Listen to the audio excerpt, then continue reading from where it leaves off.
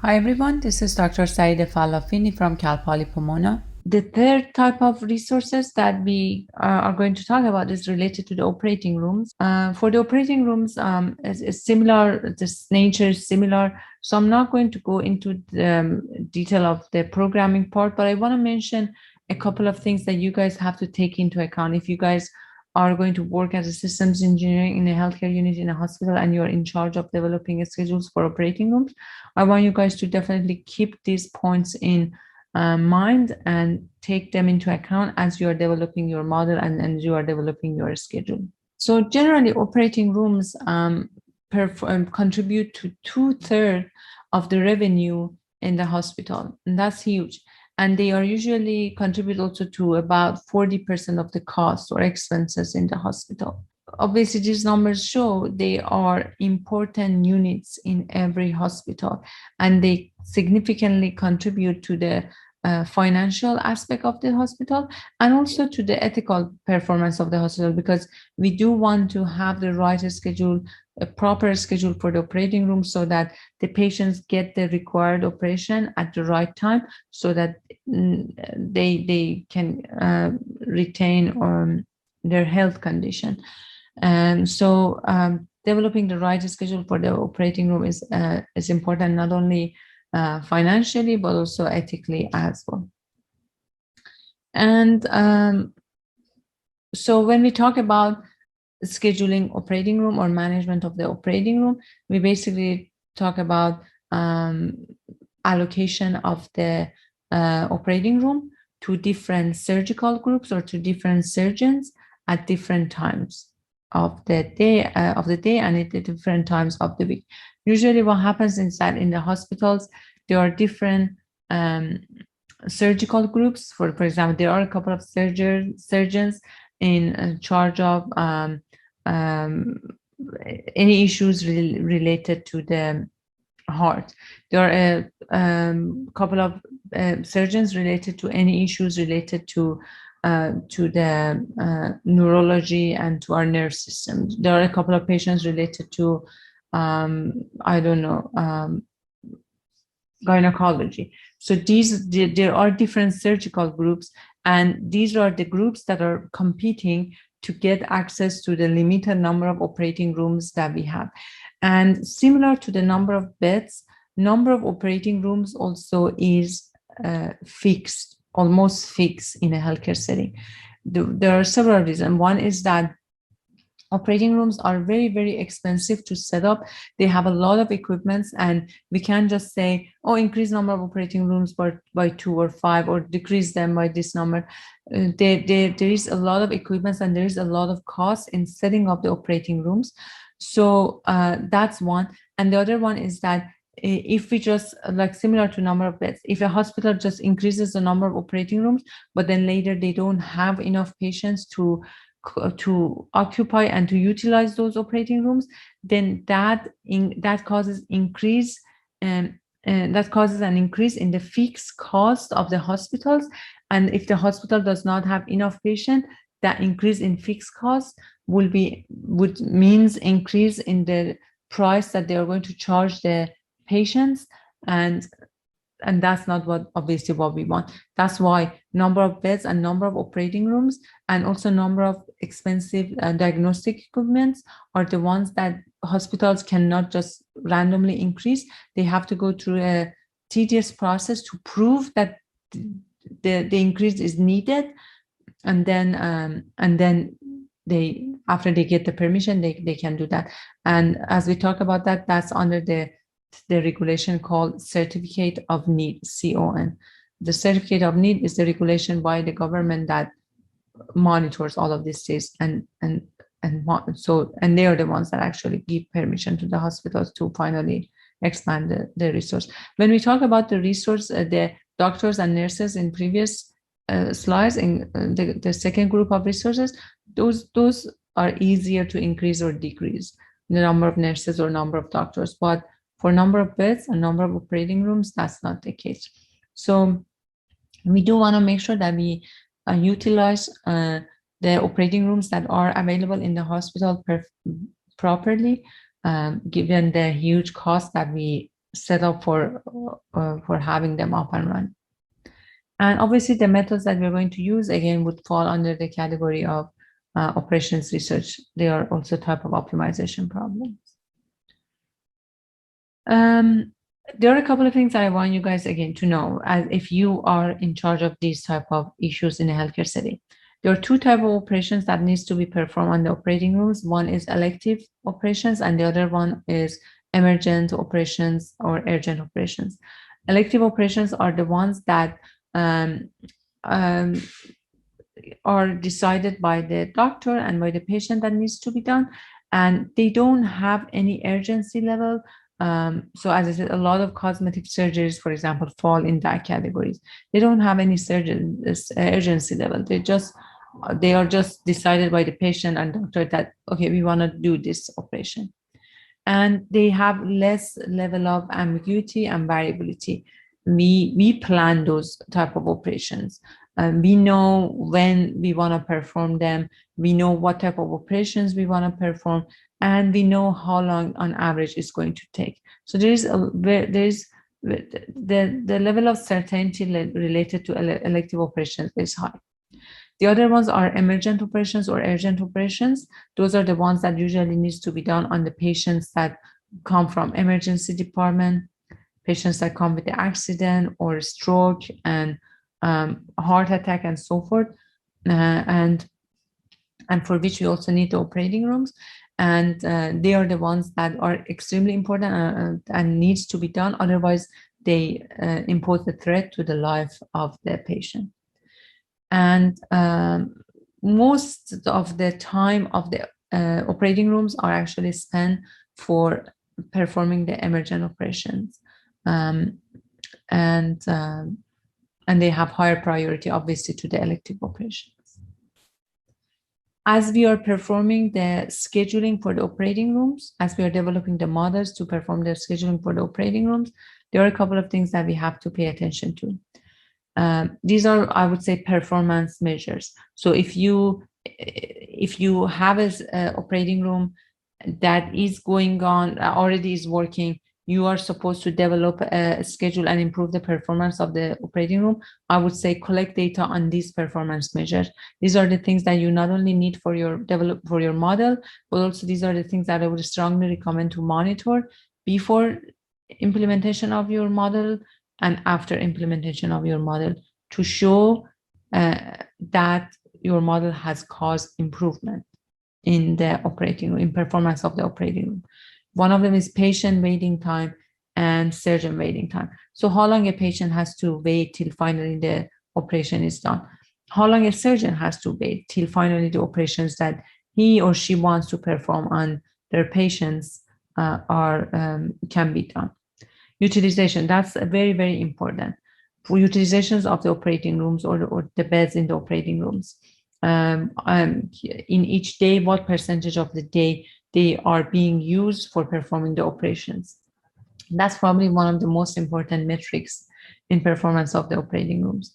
And then overtime for, if let's say an operating room has been scheduled for 8 hours, but suddenly we get an emergency operation and it's a very complicated situation and we go overtime. So we want to also get a measure of those overtime operations as well. Completion time. How long the completion time of the operations how long would be the completion time of the operations? And this is mainly this type of data is mainly to be able to see if what we assume initially has been reasonable or not. Because when we want to plan to develop a schedule for the operating rooms, we do have some estimates about completion time of each one of the operations so that we know when to schedule the next operation. So we have some educated guess about completion time of the operations, but we want to make sure those educated guess are reasonable. And that's why it's good to also collect data later related to the completion time of the operations to make sure the assumptions that we have had in the model would make sense, made sense or not. And then patient postponement or rejection. As we develop the schedule, we want to make sure that we bring patient rejection or patient postponement to the minimum. Postponement meaning that you already have an elective operation schedule. However, an emergent operation comes up, someone comes from the emergency department, and obviously they are going to postpone elective operation and perform the emergent operation.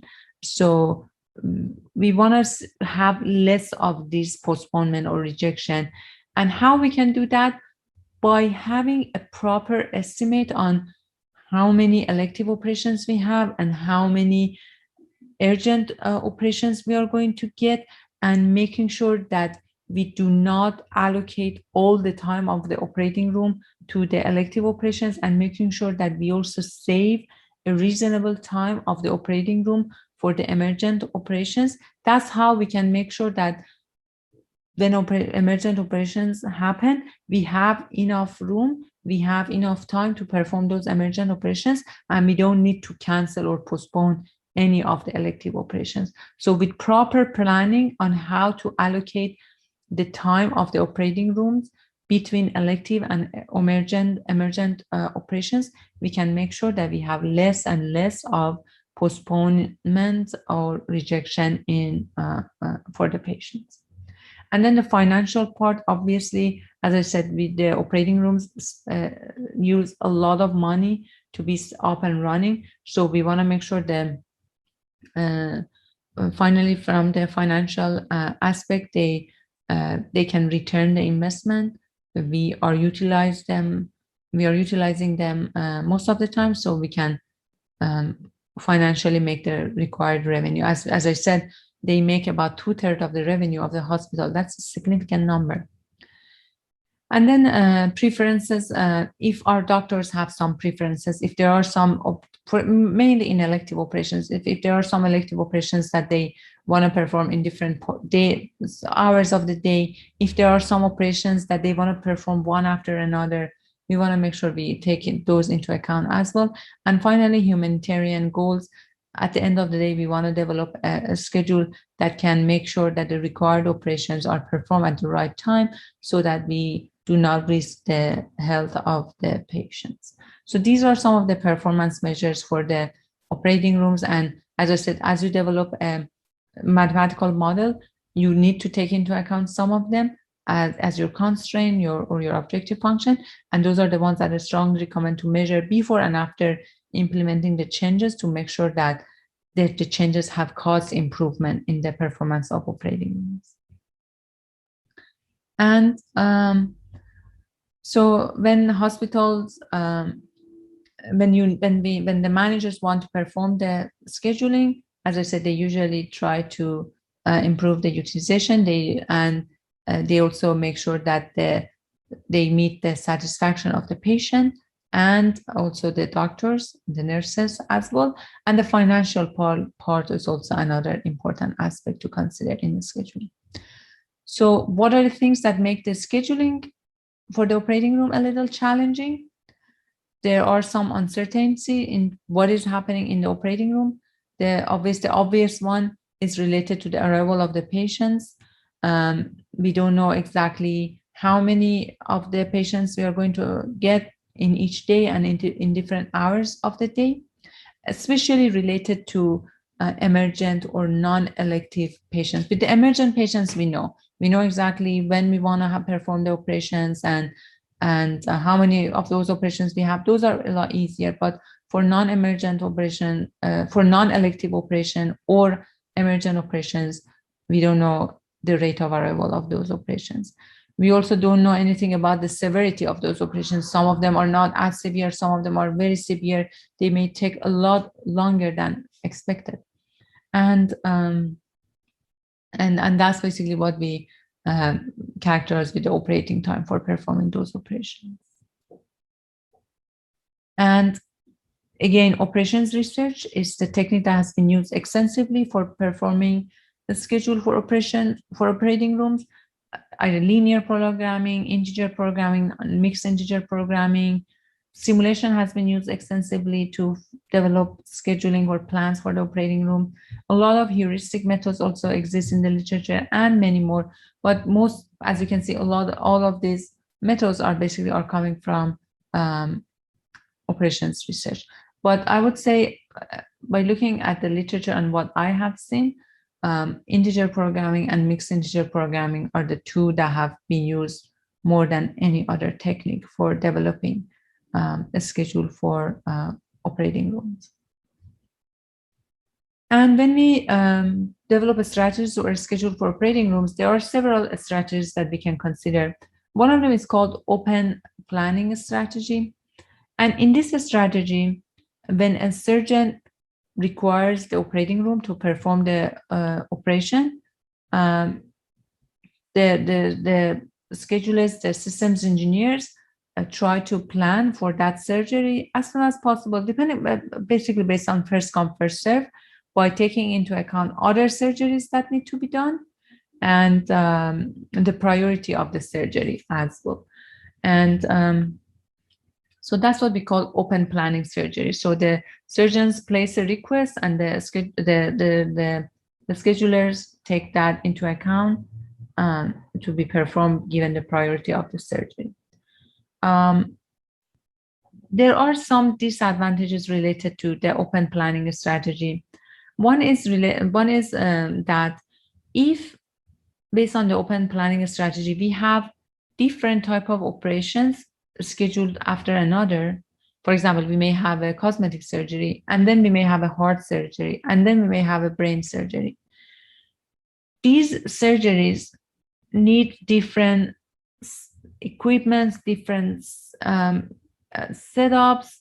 So then between these surgeries, a lot of time is wasted for setting up the room.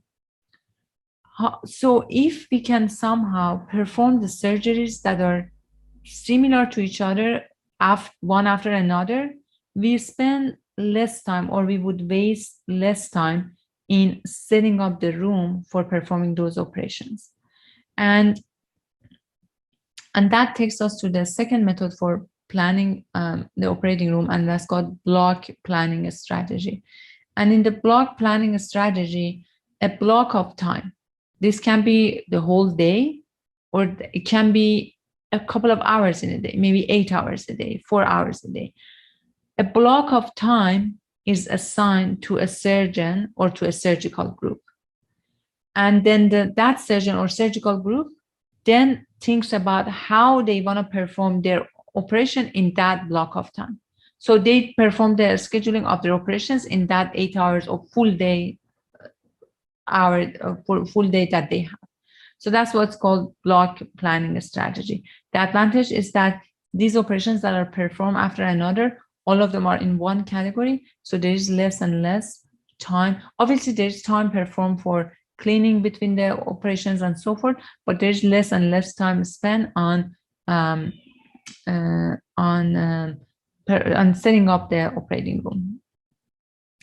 And also, it has been recommended that we do not schedule more than 85% of the time that we have an operating room. So if we consider the time that we have in an operating room as 100%, it has been recommended that we only block or book up to something between 75% to 85% of the time of that room.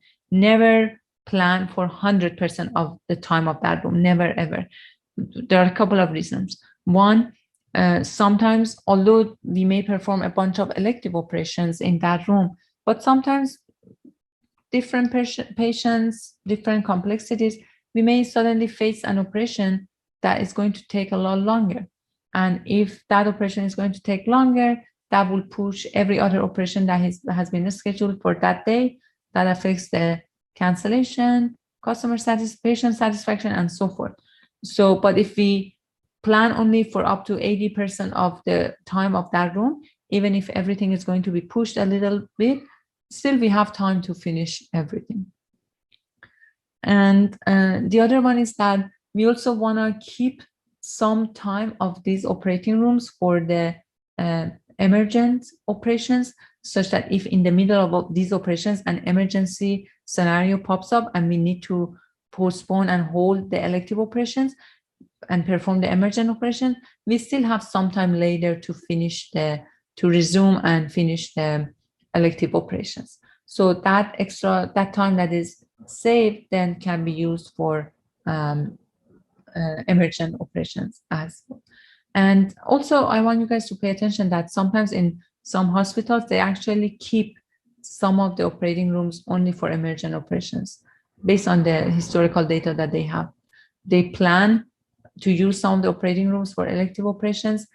Even for those operating rooms, they do not plan 100% of the room. They still leave up to 80%. They still plan for 80 to 85% of the capacity of the room, but they still leave about 15%, 20% of the time of the room to be idle for the emergent accidents.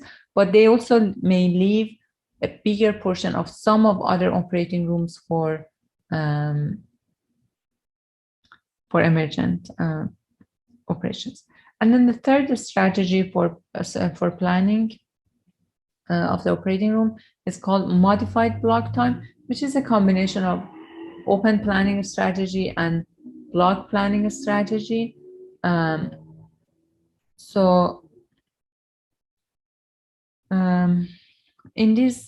the modified block planning strategy, some part of the operating room is being blocked, as a block is assigned to a surgical group, but they leave some part of it open as well. And then for that part of the time of the operating room that has been left open, then they are using that based on for the surgeries that come up, either elective or emergent, it doesn't matter. But they leave part of the time of the operating room open to be used for those other operations that may come up, elective or non-elective, it doesn't matter. And they block some part of the time of an operating room. But the ones that has been used actually more is block planning strategy, the one that has been used more in practice in a lot of hospitals. And as I said, one of the main reasons is that the setup time is a lot less in this strategy. However, let me see if I have it here. However, there is a challenge with the block planning strategy. The challenge is that if the time that has been allocated to a surgical group is more than what they need, then that time may be wasted. That surgical group can release the operating room that time, but that sometimes in some hospitals is elective. In some hospitals is mandatory, is automatic. As soon as the surgical group is done with the operations that needs to be done, the extra time that they have in their block is going to be released and is going to be used for some other operations. That would automatically be done. But in some hospitals, that's not the case. It's a little more elective for the surgical group to decide if they want to release that time or no, if they want to keep the operating room. And that's not desirable because operating rooms are very expensive. So if we don't want to just waste the time of the operating room just because it's just extra and it's in the hand of the surgical group. And we want to make sure in those scenarios, the surgical group releases the extra time so that it can be used for other patients. And also we want to make sure the surgical group releases the extra time at the right time. It doesn't take forever to finally release the room. If there is extra time in the surgical room, release it at the right time so that that chunk of time can be used for other operations. And as we develop the block planning strategy, we have to specify that these are the steps that basically have to be taken in order. The first thing is that we have to specify the block time. Is it hours, a couple of hours in the day? Is it full day? Like, what is the block time? And to be able to do this part, we need to use a lot of historical data. Based on the historical data as how many surgeries each surgical group needed to perform at different days of the week, at different parts of the day, we can decide what is the reasonable size of the block time. And then in the hospitals, there should be a process for putting the request that we need a block time. And then the hospital would decide about assigning the block time, which day of the week and which time of the week, which day of the week and which time of the day we assign to that specific surgical group. And then the surgical groups receives the block and they start scheduling their own operation. Which operation has to be performed first and which one goes next. So the surgical group schedules their own operations in that assigned block. And then at the end, they need to collect some data related to utilization of those of the operating room in those block times. That's important because that's usually one of the factors that is used in modeling and in programming to see how much time we need to assign to a surgical group. What should be the number of hours in a block? If a surgical group gets an operating room and the utilization of the operating room in that, let's say 8 hours is low, then next time a lower the number of hours that will be assigned to that surgical group will be less. So the utilization of the operating room in each block time is important and is going to help to decide if the number of hours assigned to that surgical group needs to be increased or decreased, and also managing and reporting other required metrics. Those are the ones that usually are used to see if the assigned schedule is reasonable or it needs to be changed in any way.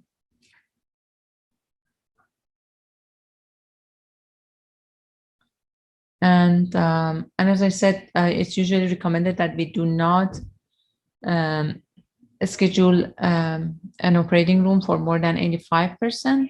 And also for block times, it has been recommended that the surgical group or surgeon who receives that block releases the extra time, either voluntarily or it's going to be released automatically, so that time can be used for other surgeons. So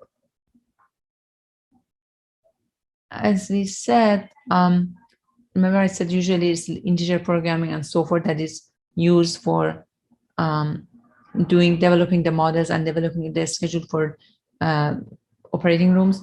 Usually the decision variables are in the form of, let's say if I have n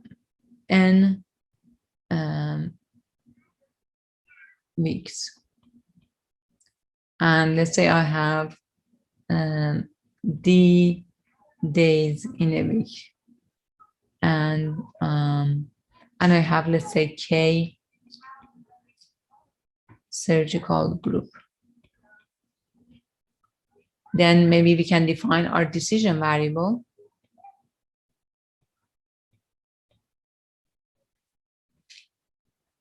as x k and d, which is basically or let's say I'm going to write it like this, m I j, where m represents k, I represents n, and j represents d. So what does this decision variable says? This decision variable can get value of 1 or 0. If it gets value of 1, that means surgical group M has been allocated to day I, that has been allocated to day J in week I. Okay. So this decision variable, if it's 1, that means the mth surgical group has been allocated to day J at week I. So we have a bunch of these decision variables for different surgical groups, and let's assume here for the surgical groups, okay, sorry, J is going to go from 1 to K. We have K number of surgical groups.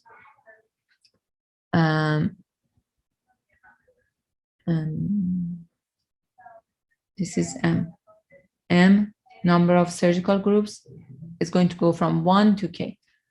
D number of days, which I show by J, is going to go from 1 to D. Let's assume 5 days or 7 days. And then N number of weeks, I, is going to go from 1 all the way to N. You're planning for N weeks. So then this decision variable can be the ones that we're going to use in the model. If we decide to allocate day J in week I to surgical group M, then this decision variable would take value of 1, otherwise it would take value of 0. So those would be the decision variables that we're going to use in our mathematical model, and that's why I said it's integer programming, because as you can see, this decision variable can take integer values, the 1 or 0. And then we can develop the integer program to just say, okay, how we should allocate the surgical, the rooms in different days and different weeks to the surgical group, such that we optimize our objective function. Our objective function can be, we maximize the utilization, we minimize the waiting time of the surgeon. Our objective function can be do these allocations such that we maximize utilization of the operating room, we minimize the waiting time of the surgeons or the patients, we maximize maybe the revenue associated with the surgical room. If there are some preferences with by surgical groups and things that we want to take into account, maybe we can also consider those in our mathematical model through some constraint as well. But I'm not going to go into the modeling because that's integer programming, and again, that would need a lot of time to be done. But I just wanted to talk about this so that you guys have a sense of what are some of the methods, what are some of the constraints, what are some of the insight that you have to have if you are in charge of developing those models for planning operating rooms. The other resource that we talk about in when we started this module was diagnostic imaging equipment, diagnostic equipments. And actually for diagnostic departments, as I said, for some of them, similar, such as MRI or X-ray, which are expensive, usually they are done by appointment. So based on the appointment, we know exactly at which time which patient would use them.